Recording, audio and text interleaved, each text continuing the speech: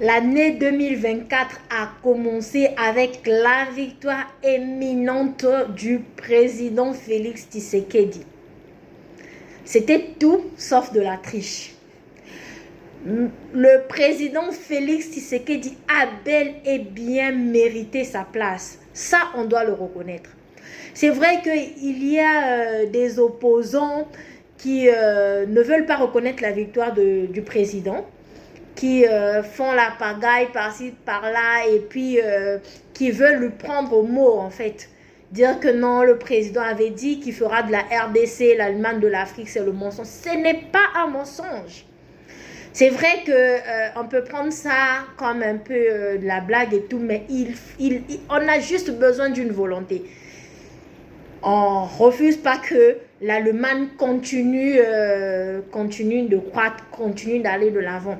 Mais rien n'empêche à la RDC de bien faire. Ce n'était pas pour dire que en 5 ans, la RDC deviendra l'Allemagne. Non, c'est juste pour dire que je vais travailler, je vais construire et je vais bien faire comme l'Allemagne. Président Azamouana Yamboka.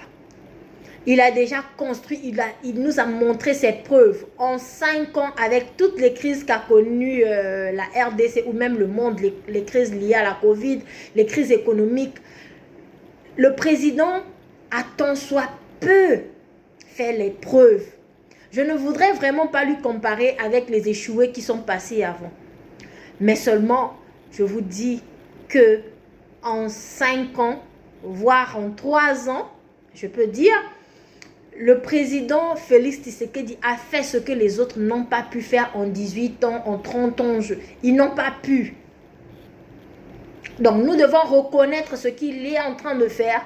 Comme ça, il va continuer le processus pour encore mieux faire. Je me rappelle bien quand le président a commencé... voilà, quand le président a annoncé que l'école, il y aura gratuité de l'école à Kinshasa. Beaucoup de gens n'avaient pas donné la chance à cette gratuité-là. Mais après, nous voyons que oui, ça est en train de se faire. Donc, ça veut dire que ce que les gens pensent qui est impossible, avec beaucoup de volonté, ça sera possible. Donc, Tondima Mukolo Mabele Asala Musala, comme il a su bien le dire, Aza Mukolo Mabele. Il sait que s'il développe la RDC, ça va aussi, ça ne sera pas seulement bien pour lui ou encore pour cette génération. Ses petits-enfants, ses arrière-petits-enfants vont vivre en RDC. C'est pourquoi il a un intérêt à construire et à développer la RDC. Seulement, président, un rappel, les Occidentaux ne vont pas développer l'Afrique.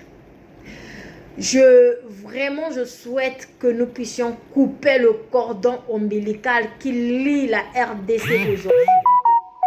Que nous apprenions à construire notre pays avec nos ressources propres, avec nos richesses, que la RDC coupe vraiment ce cordon-là avec l'Occident, les Occidentaux. J'espère que ce message va aller plus loin, va toucher le maximum de personnes et que le président de la République fera un effort pour prendre en compte voilà,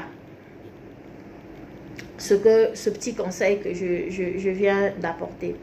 Et je profite aussi de l'occasion pour souhaiter une bonne année 2024 à votre épouse et aussi à toute la famille. Merci.